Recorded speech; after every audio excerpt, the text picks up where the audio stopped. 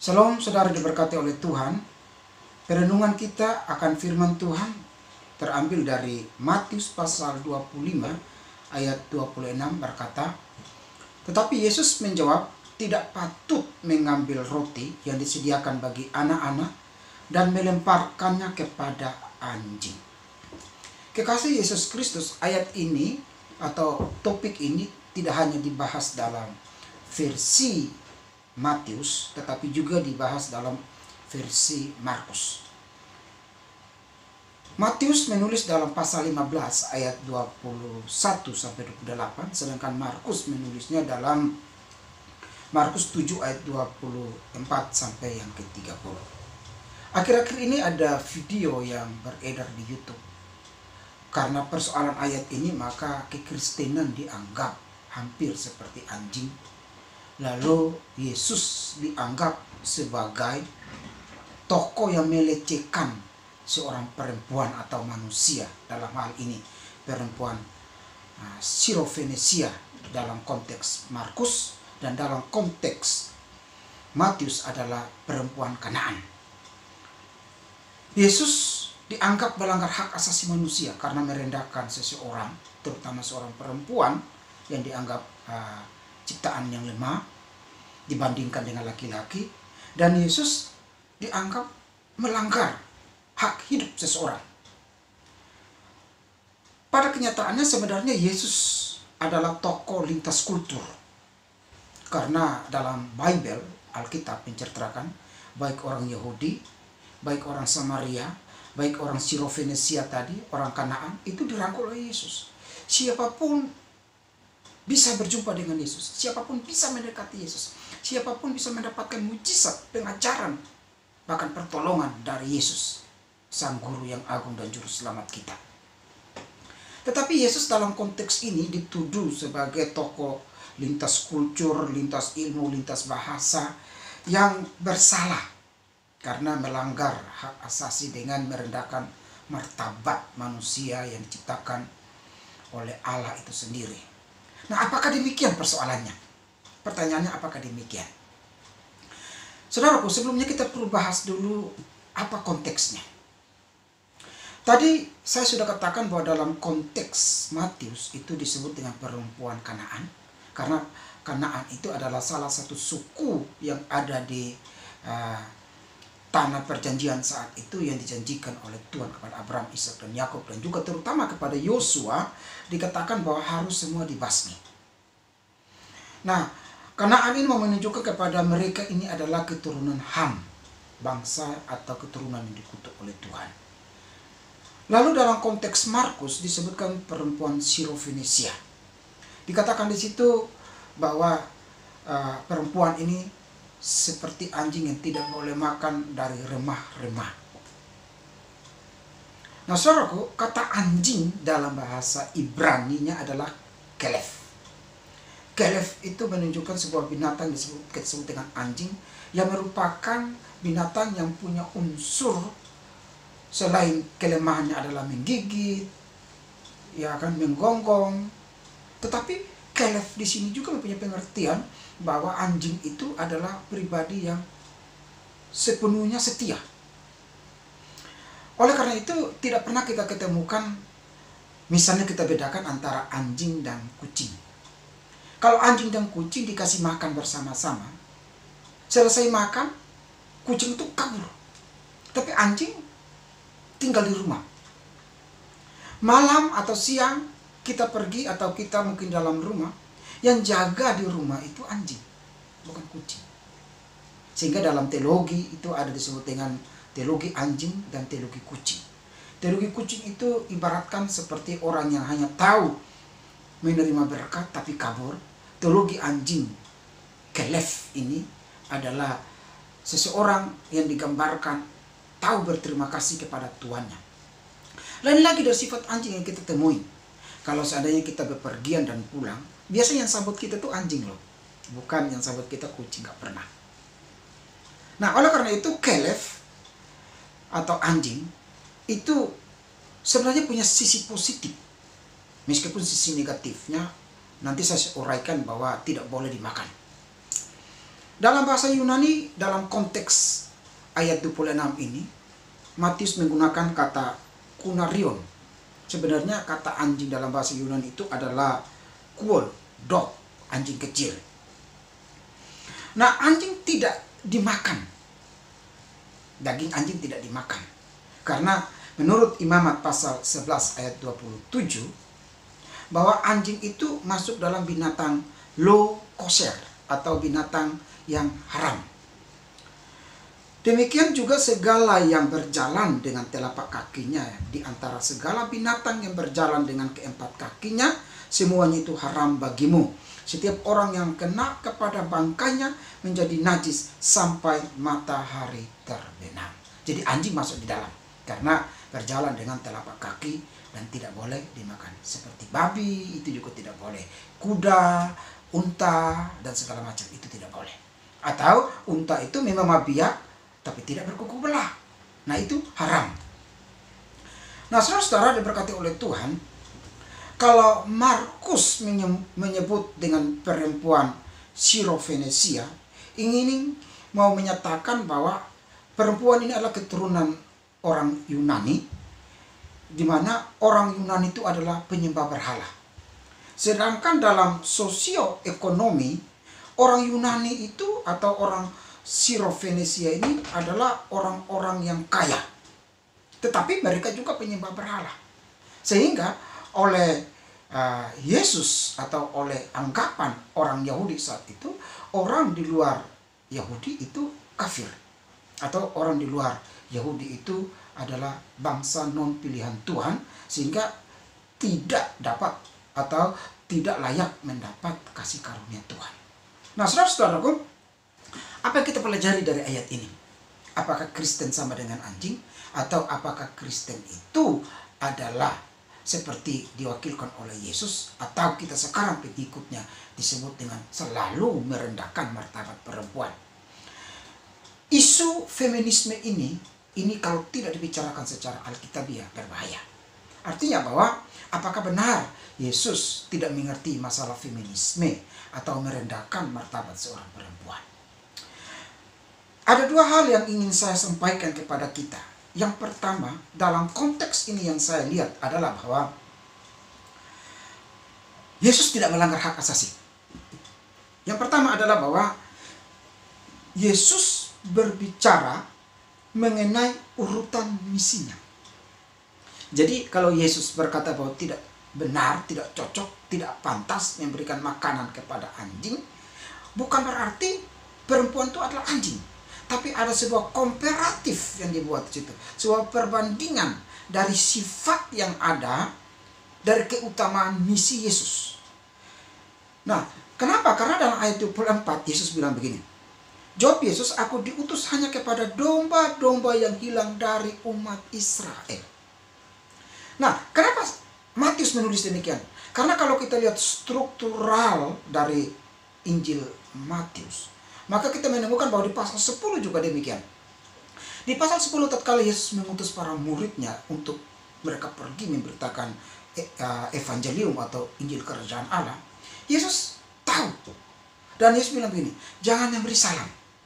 Kok tidak boleh? Jangan membawa 2 ikat pinggang. Jangan membawa tongkat. Jangan membawa uang. Jangan membawa 2 jubah. Nah, kenapa Yesus melarang demikian? Karena Yesus tahu misi utamanya dalam kerajaan Allah adalah terutama yaitu orang Yahudi. Jadi orang Yahudilah menjadi priority di dalam tujuannya Yesus atau tujuan Allah bagi dunia yang berdosa, perihal penebusan di kayu salib. Jadi pada bacaan ini Yesus tidak melanggar hak asasi, tapi justru yang adalah Yesus memprioriti misinya. Paulus juga mencatat hal ini dalam Roma 1 ayat 16. Sebab aku mempunyai keyakinan yang kokoh dalam Injil, karena Injil adalah kekuatan Allah yang menyelamatkan setiap orang percaya. Kita lihat, pertama-tama orang Yahudi, tetapi juga orang Yunani. Prioritinya. Meskipun kita tahu bahwa Paulus adalah Paulus adalah rasul yang dipilih untuk bangsa-bangsa non-Yahudi. Tetapi dia tahu urutannya. Dia orang Yahudi dan dia tahu kasih karunia Tuhan yang besar terhadap orang Yahudi itulah yang menjadi dasar utama.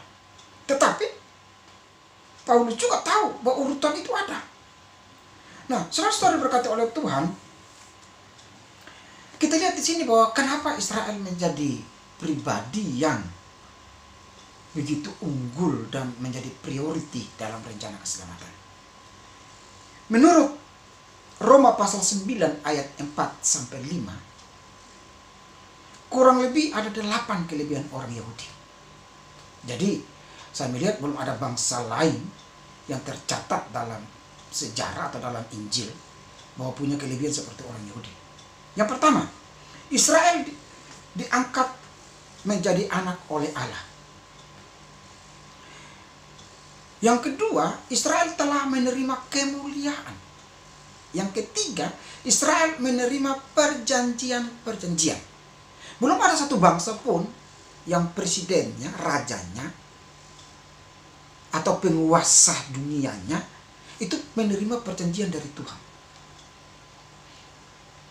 Kita kenal ada disebut dengan Abrahamic Covenant, atau Allah berjanji kepada Abraham bahwa dari keturunanmu akan menjadi banyak seperti bintang di langit dan pasir di laut. Di situ menggunakan kata goyim, dia akan menjadi berkat bagi bangsa-bangsa non-Yahudi, bukan Am. Jadi Tuhan sudah tahu bahwa Israel ini akan menjadi berkat, tetapi founder pendiri Israel itu Abraham, Ishak dan Yakub adalah notabene orang Ibrani, orang Yahudi, orang Israel yang memang dipilih oleh Tuhan untuk menjadi pilot project. Dan bangsa Israel dipilih menjadi pilot project, satu-satunya bangsa di dunia ini. Ada tadi Abraham Covenant, ada Musai Covenant, perjanjian Musa, 10 hukum. Kita tahu ada 613 hukum Taurat atau hukum Musa yang disebut dengan mitzvot, yaitu ada hukum yang positif dan hukum yang negatif. Nah, kita lihat di sini bahwa Tuhan berbicara melalui Musa. Musa satu-satunya saya melihat dalam Alkitab orang yang lama berhubungan dengan Tuhan. Bayangkan 40 hari di atas gunung Sinai, gunung Horeb, gunung Tuhan. Dia diajar Tuhan bagaimana mendirikan kemah, bagaimana mengenal binatang haram, tidak haram, halal, haram, dan segala sesuatu yang berhubungan dengan budak, pensiun, lelehan, menyembah Tuhan, korban, semua diajar dalam tempo 40 hari di atas gunung Sinai. Lalu kita kenal juga dengan David atau David Covenant. Tuhan berbicara lewat Daud, dan kita tahu lewat Daudlah dan putranya Salomo dibangunlah bait suci yang merupakan bangunan termegah yang belum pernah ada dalam dunia ini selain bait suci.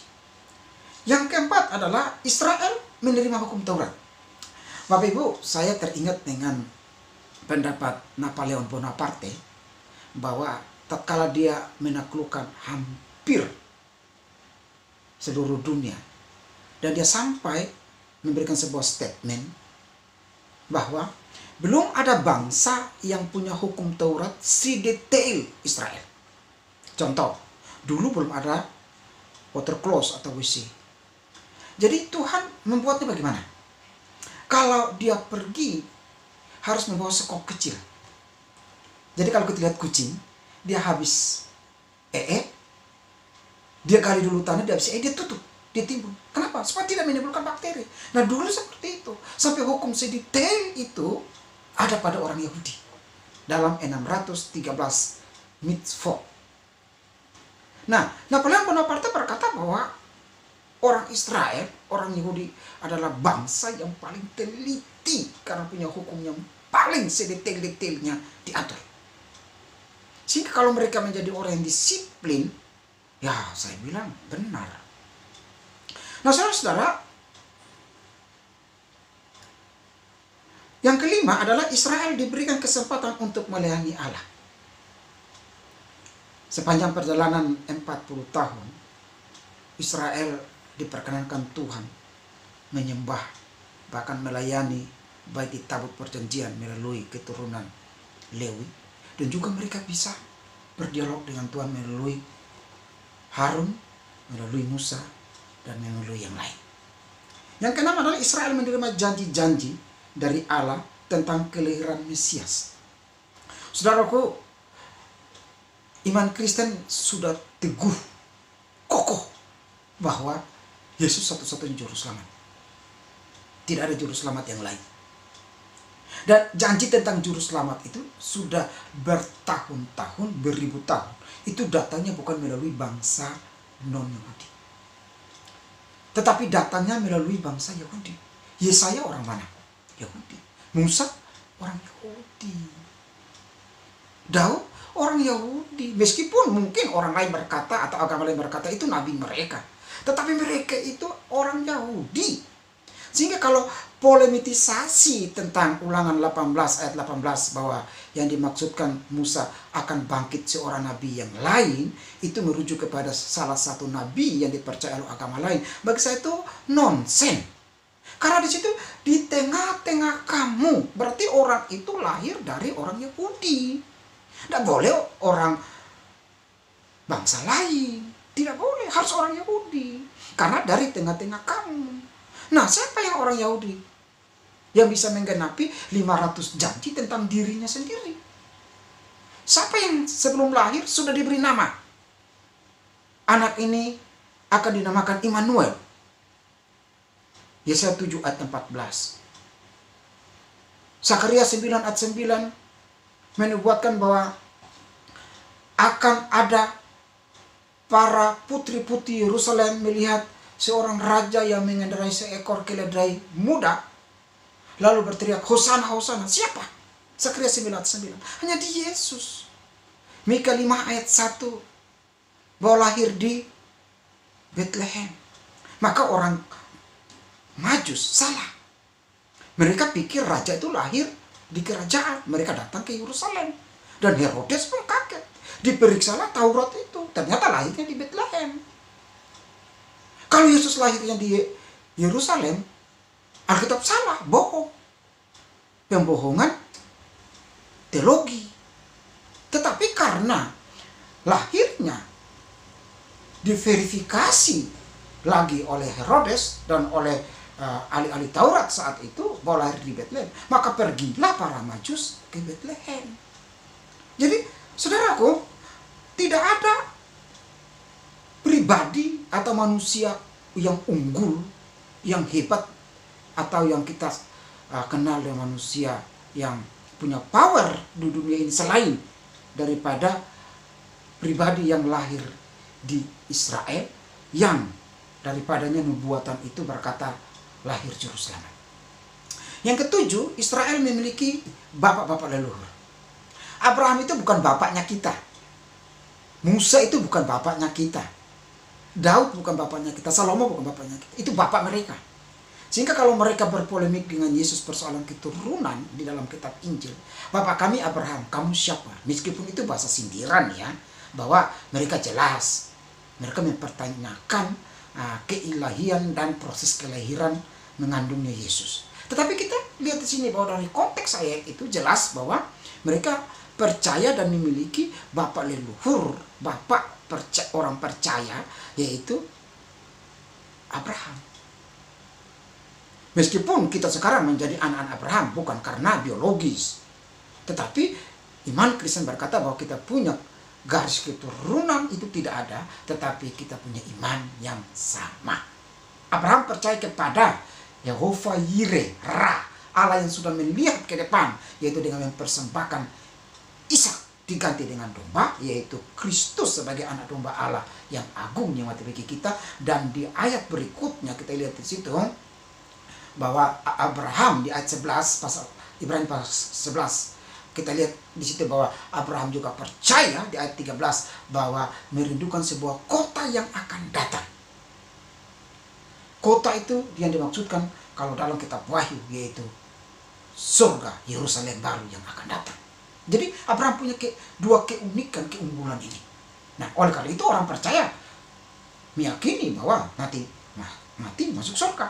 Nah, oleh karena itu iman yang sama, faith yang sama, pistis yang sama, amat iman yang sama inilah kita katakan kita punya hubungan bukan biologis tetapi secara spiritual dengan Abraham.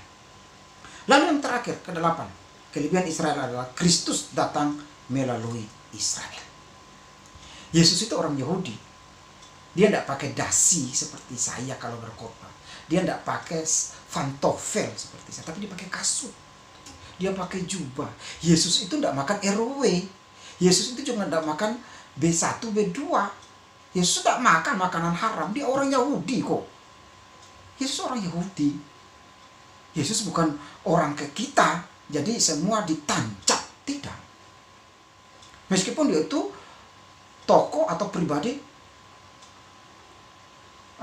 superkultur atau pribadi yang tahu apa yang harus dikerjakan, atau dia itu adalah tokoh lintas budaya, lintas kultur, tapi tidak mungkin memakan sesuatu yang bertentangan dengan hukum yang ada di mana dia berada. Nah, oleh karena itu kita lihat di sini bahwa Yesus berbicara persoalan priority, misinya. Nah, saudara berkata oleh Tuhan, di dalam Alkitab, khususnya kitab Roma pasal 9 sampai pasal 11, kita menemukan di situ bahwa Paulus tulis di ayat 25 bilang begini, dari pasal 11 ayat 25. Aku mau agar kamu mengetahui rahasia ini, sebagian dari Israel telah menjadi tegar sampai jumlah yang penuh dari bangsa-bangsa lain telah masuk. Artinya begini, Israel itu tetap menjadi priority. Tapi waktu sumpah mereka di Matius pasal 25 ayat 27 bahwa darahnya ditanggungkan kepada kami dan anak cucu kami, apa yang terjadi? Yerusalem tahun 70 dihancurkan oleh Jenderal Titus. Dan menurut sebuah buku yang ditulis oleh seorang rabi Yahudi kurang lebih tahun 160, bahwa pada tanggal dipertanggalkan atau dikasih tanggal, maka tepat seperti ulang tahun kota Roma, yaitu tanggal 5 Agustus jam 3 siang, api melalap sampai ke ruang Maha Kudus dan hancur kemegahan dan tempat di mana Allah selalu hadir. Dan dari situ mereka dibuang, sehingga kita kenal dengan peristiwa Holocaust, Hitler. Dan salah satu tokoh gereja atau tokoh martir yang terkenal juga namanya Dietrich Bonhoeffer. Dietrich Bonhoeffer ini mempunyai dua idealisme yang saya pelajari dari hidupnya. Yang pertama adalah dia tatkala melihat kekristenan yang amburadul, morat-marit, para pelayan, para orang-orang rohani tidak seperti panggilannya, dia berkata kekristenan bukanlah agama. Jadi agama Kristen itu bukan cuma berbicara atau di dalam kita menemukan way of life, cara hidup. Tetapi di dalam kekristenan itu kita menemukan way to salvation, jalan keselamatan. Karena tidak ada jaminan apapun dalam ajaran yang berkata ada keselamatan selain di dalam Alkitab. Yang kedua, Dietrich Bonhoeffer juga tidak setuju dengan sistem politik di Jerman oleh Nazi saat itu, yang dipelopori oleh Hitler, yaitu membasmi atau menghilangkan, membunuh orang Yahudi, sehingga akhirnya dia mati sebagai martir. Nah, saudara berkata oleh Tuhan, dari sumpah mereka itulah maka mereka tersebar. Tapi Alkitab berkata bahwa tidak secara total Israel itu ditolak. Mereka sekarang diabaikan. Tapi Alkitab selalu berkata, Paulus bilang, mereka adalah zaitun murni, kita adalah zaitun liar yang dicangkokkan, maka kita tidak boleh berbangga melebihi mereka. Kenapa? Karena mereka lah yang utama. Sampai kapan? Masa interval ini sampai gereja rapture, gereja angkat. Wahyu pasal yang keempat. Gereja terangkat, rapture, baru Allah kembali memalingkan intensitas perhatiannya kepada Israel. Yaitu sampai masa itu penuh, fullness, pleroma dalam bahasa Yunaninya. Nah, perhatikan, selain mereka sebagai biji mata Allah, pilihan Allah yang hebat, tapi mereka juga bagaikan telur di ujung tanduk. Kalau mereka salah, dihajar. Jadi kalau mereka dibuang, Mereka kita tahu waktu Salomo mempunyai anak Rehabeam lalu menyembah berhala dan tidak taat, itu dibuang ke Babel, dibuang ke Asyur. Mereka pulang lagi, mereka buat kesalahan lagi, dibuang, hancur. Tetapi karena mereka umat pilihan. Bayangkan dari tahun 70 Bapak Ibu, tahun 1948, tanggal 14 Mei, Israel mendeklarasikan kemerdekaan dengan jumlah penduduk 600.000 orang. Wow. Ben Gurion presiden pertama, presiden yang paling rendah hati. Seorang presiden yang tidak terlalu besar. Ideal. Setiap hari pekerjaannya adalah pergi ke laut, lalu taruh kepala ke bawah, kaki ke atas, kurang lebih sampai 15 menit, supaya peredaran darah itu turun setiap pagi. Dan setelah dia pensiun, dia memilih menjadi gembala domba. Biasanya orang-orang nomor 1 di sebuah negara setelah pensiun akan menjadi apalah. Tapi dia memilih menjadi seorang gembala. Sederhana sekali, Ben Gurion. Makanya namanya diabadikan menjadi pelabuhan udara Israel, yaitu Ben Gurion Airport. Nah, saudaraku, mereka sungguh ditolak. Tapi sampai masa interval ini selesai, Allah memalingkan pandangannya kembali kepada mereka. Itu yang pertama, yaitu bahwa apakah Yesus melanggar hak asasi, Kristen disamakan dengan anjing? No. Dalam bahasa Ibrani, lo. Tetapi Yesus berbicara persoalan priority, misi. Yang kedua adalah, apakah Yesus melanggar hak asasi? Kalau kita baca dari Alkitab. Saudaraku, yang kedua kita belajar adalah bahwa Alkitab yang kita percaya adalah wahyu Allah dalam 66 kitab ini adalah buku sumber dari segala ilmu pengetahuan. Jadi kalau kita menemukan kalimat seperti itu, apakah Alkitab tidak mengerti tata bahasa? Penulis tidak mengerti tata bahasa. Saudara, kalau saya bayangkan Alkitab itu hanya ditulis oleh satu orang saja, maka gaya bahasa cuma satu. Tapi kurang lebih 40 penulis. Ada Perdana Menteri Daniel, ada gembala domba seperti Daud, ada nelayan seperti Petrus, ada seorang pemimpin politik seperti Musa, seperti Yosua pemimpin perang, dan banyak lagi.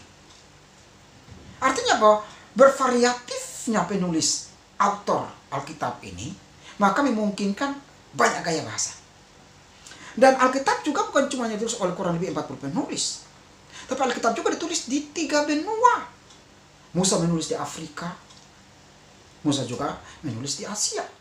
Mesir, salah satu negara selain Turki, berbatasan dengan 2 benua. Waktu Musa di Mesir, dia menulis ada tentang ceritanya dia. Lalu ditulis juga oleh seorang peternak seperti Amos, peternak domba, pemungut buah ara. Ditulis oleh masyarakat sederhana, oleh seorang tax collector seperti Matius. Nah, jadi gaya bahasa yang berbeda-beda inilah kita melihat di sini, meskipun penulisnya ada 40 dengan durasi tahun kurang lebih 1500 sampai 1600 tahun. Tapi kita lihat bahwa penulis utamanya, the main authornya, penulis utamanya adalah Allah. Sesuai dengan apa yang dikatakan Matius dalam 2 Timotius 3 ayat yang ke-16.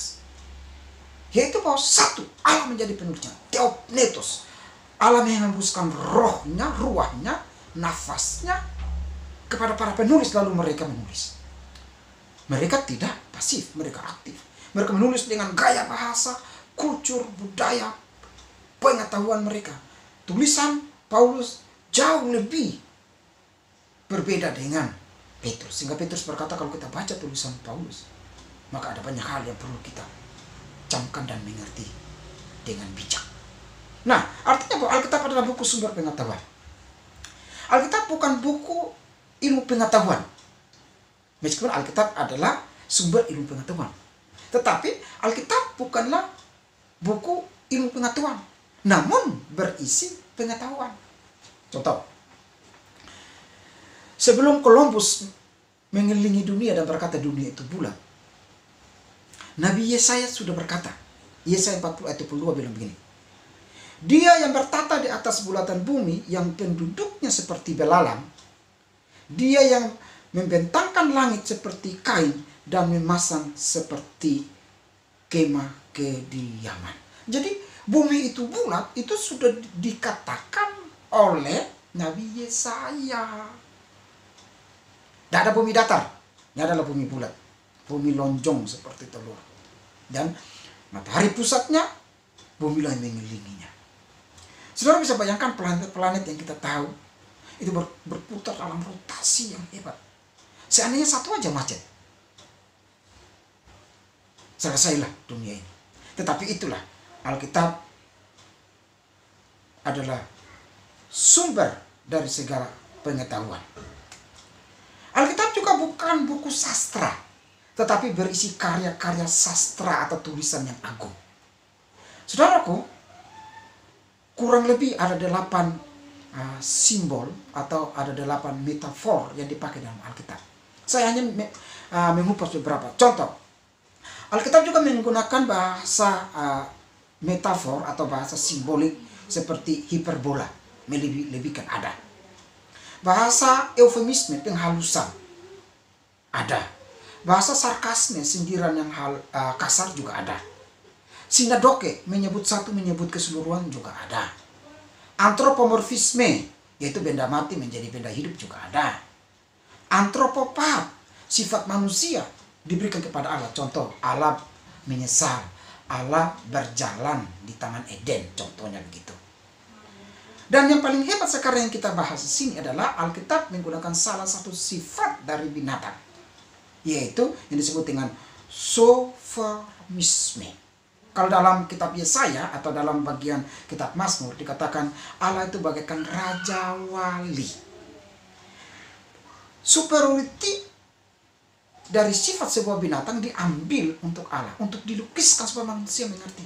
Karena Allah itu terlalu besar, dasar, agung, almighty. Sehingga kalau menggambarkannya pada pribadi manusia yang terbatas, harus dengan gaya bahasa manusia yang kita mengerti. Jadi kalau Allah dikatakan seperti Raja Wali yang menopang kita dan menggenggam kita di bawah kepak sayapnya. Sifat priority Raja Wali, eagle, yang dipakai untuk menggambarkan sifat Tuhan. Jadi Alkitab bukan buku sastra, tetapi berisi karya-karya sastra yang agung yang ditulis oleh para penulis. Lalu, Alkitab sumber pengetahuan bermaksud juga bahwa Alkitab dan ilmu pengetahuan tidak pernah bertentangan. Jadi Alkitab dan ilmu pengetahuan tidak bertentangan. Maksudnya begini, kalau Alkitab berbicara tentang who, siapa pencipta, ilmu pengetahuan berbicara tentang what, apanya. Contoh, manusia yang ada, kita yang ada ini, sadar atau tidak sadar, kita punya telinga, punya mata, punya kepala. Ada banyak saraf. Kalau satu saja yang korslet, kita sudah jadi orang jam 7:27. Tahu jam 7:27? Miring. Jam 7:27. Orang bukan unik, tapi aneh. Tidak waras. Jam 7:27 ini miring. Satu saraf saja kalau kita celaka dan putus, kita jadi manusia jam 7:27. Lalu timbullah yang disebut dengan ahli saraf, ahli jantung, THT. Kenapa? Karena dia berbicara what-nya, apanya. Oh, telinga ini kenapa dari tulang rawan supaya bisa digerak-gerak. Telinga ini bagian sebuah antena, menangkap sinyal, menangkap suara, menangkap sesuatu. Makanya kalau orang nggak dengar, dia bilang, "Hah? Coba diulang. Apa kamu bilang?" Nah, begitu, seperti antena. Ahli jantung ini ada saraf-sarafnya. Kalau memang kesumbat harus dipasang ring. Itu what? Di kepala ini ada bermacam-macam, mata ini, lambung, kaki, tangan. Jadi Alkitab dan Iptek tidak pernah bertentangan. Sekali lagi, Alkitab berbicara, siapa penciptanya. Sedangkan ilmu pengetahuan berbicara, makanya kalau orang lebih percaya kepada hasil riset manusia, ilmu pengetahuan saintifik yang baru muncul, ya paling top mungkin ilmu pengetahuan berkembang tahun abad ke-16, berarti 1600-an, di masa pencerahan atau Aufklärung dalam bahasa Jermannya, penemuan mesin uap, penemuan mesin tik, traktor, penemuan motor, telepon, Graham Bell, lalu orang mulai meninggalkan Alkitab. Ini sebuah kebodohan berjaman-jaman. Kenapa tidak percaya tulisan yang sudah bertahun-tahun, yang memberkati, yang memberikan informasi yang jelas, tapi justru orang lebih percaya kepada para saintifik. Saudaraku, saya membaca hampir semua kisah dari Charles Darwin, dan saya berkesimpulan bahwa tidak pernah ada satu, catat baik-baik, tidak pernah ada satu kebun binatang tertua di dunia ini sampai hari ini masih ada, atau kebun binatang terbaru yang ada di dunia saat ini, yang dimana ada monyet atau simpanse yang pernah berubah jadi manusia.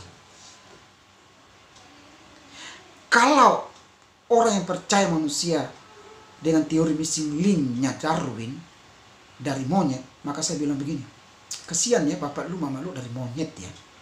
Kalau bapak gue, mama gue, keturunan gue dari gambar Allah, Demut dan Selem, Morpe, gambarnya Tuhan. Sehingga saya mulia, saya berharga. Nah saudara-saudaraku, meskipun Darwin akhirnya dalam akhir hidupnya dia menulis bahwa tidak pernah teori missing link itu berhasil. Karena tidak pernah, tadi saya bilang, kebun binatang atau di hutan belantara atau hutan yang belum pernah dijamah, keluarlah sebuah simpanse atau monyet yang menjadi manusia. Tidak pernah. Jadi saudara-saudaraku, ilmu pengetahuan itu tidak pernah bertentangan. Amsal bilang takut akan Tuhan adalah permulaan pengetahuan. Tuhan menciptakan kita tegak lurus, otak di atas supaya kita tahu ada Tuhan. Binatang tidak pernah sejajar. Makanya binatang kalau mau kawin aja. Karena dia tidak tahu malu, dia tidak punya akal sehat yang berpikir seperti manusia. Makanya kalau manusia melakukan tindakan amoral, maka mereka sering kita dengar kalimat bilang, seperti binatang. Kamu seperti babi, seperti binatang. Kenapa? Karena moralitasnya diturunkan sederajat dengan binatang. Kita tegak, akal di atas. Mata melihat, hati menimbang, diputuskan di otak. Bukan hati yang menimbang. Makanya berada di tengah. Juga tentang alat reproduksi. Kenapa ada di bawah, bukan di atas? Supaya gerakan alat reproduksi itu, keinginan nafsu birahi, keinginan seksual kita itu harus dikendalikan oleh akal, rasio kita. Oleh karena itu, rasio harus dikuduskan di hadapan Tuhan. Supaya kita berkata, kepada Tuhan saja kita hidup, dan bagi Tuhan kemuliaan, dan kita berbuat yang terbaik sampai Tuhan menjemput kita. Jadi saudara-saudara berkati oleh Tuhan, dari tema yang kita bahas, apakah Kristen sama dengan anjing? Dalam konteks Yesus merendahkan seorang perempuan Siro-Venesia, maka Yesus melanggar hak asasi, atau kekristenan tidak menghargai hak-hak feminisme, hak-hak perempuan. Yang pertama, kesimpulan kita dapat adalah bahwa kalau kita mengkritik Alkitab tanpa melihat who dan what, Alkitab adalah sumber segala-galanya. Dan perkataan Yesus adalah misi yang diprioritaskan dalam kalimat itu. Maka saya bilang begini, memang kebenaran itu sukar bagi seorang profesor atau seorang dokter. Tapi kebenaran itu akan gampang bagi kita yang mau terbuka hati. Yang kedua adalah, bagi orang yang binasa, kebenaran itu akan selalu seolah-olah tertutup baginya. Paulus tulis begini, 2 Korintus 3 ayat 14-15. Tetapi pikiran mereka telah menjadi tumpul, sebab sampai pada hari ini selubung itu masih tetap menyelubungi mereka. Jika mereka membaca perjanjian lama itu tanpa disingkapkan, mereka karena hanya Kristus saja yang dapat menyingkapkannya. Bahkan sampai hari ini, setiap kali mereka membaca kitab suci, ada selubung yang menutupi hati mereka. Jadi siapa yang bisa membuka selubung, membuka jalan ke surga itu? Cuma Yesus. Cuma Yesus. Di mana Allah yang lahir dari keturunan dari pribadi yang agung, yaitu Yesus Kristus dari surga melalui keturunan Israel. Dialah yang membentangkan keselamatan. Jadi kalau tidak dibukakan, selubung itu tidak dibukakan, cadar itu tidak dibukakan, orang melihat tetapi samar-samar tidak akan mengerti. Sehingga kalau orang menolak Yesus, bagi kita orang percaya, itu memang wajar, karena selubung belum dibukakan. Nah, saudara-saudaraku, kiranya apa yang saya bahas hari ini memberi arahan baru kepada kita. Dalam urgensinya Yesus berkata, tidak patut mengambil roti yang disediakan bagi anak-anak. Dalam pengertian sini adalah priority, yaitu umat Yahudi, melemparkannya kepada anjing, yaitu umat non-Yahudi. Tetapi sekarang kita sudah menjadi plan B-nya Tuhan. Gereja sekarang menjadi pilot project, tiang penuh pada dasar kebenaran, memberitakan Injil sesuai dengan Great Commission amanat agung sampai Kristus datang kedua kali. Kita sudah mendapatkan anugerah itu. Dan kita percaya tatkala nafiri berbunyi sangkakala Allah, malaikat Tuhan bersama Kristus turun dari surga, kita akan dirubahkan, kita akan dibangkitkan, dan kita akan dipermuliakan, menerima mahkota di pengadilan Kristus, bemanya Tuhan. Tuhan memberkati kita semua. Salam.